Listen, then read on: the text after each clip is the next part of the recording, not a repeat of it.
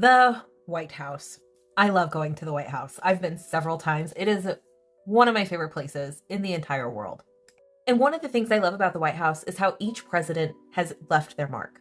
Presidents have done all kinds of things to the White House. They've added pools, and then one president turns that pool into what is now the press pool, only for another president to add an outdoor pool. And then you have one president that takes a tennis court and turn it into a basketball court. Or you have a president that does some much needed maintenance, like adding a driveway, or one that does some major renovation, like adding a whole wing, or more controversially, removing a whole wing, or gutting the entire inside and literally starting from the ground up. And while Truman was able to live those years in the Blair House, one president had to move into the White House while it was completely unfinished and a total construction zone. Adams didn't move into the nice, beautiful, regal mansion we know as the White House today.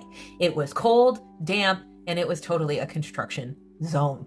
The White House was so unfinished, it was a total disaster. Bare walls, no plaster in some places, wood shaving as carpenters were still working on the house. But here's the thing.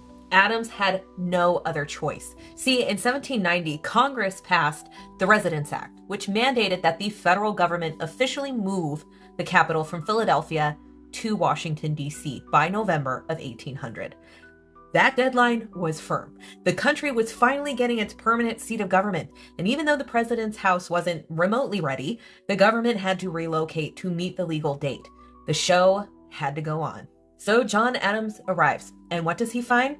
His official residence is basically a giant shell. The biggest shocker, see the famous East Room, that massive, elegant space where we see today used for ceremonies and state dinners. Back then, it was so empty and cold that the First Lady, Abigail Adams, had to get creative.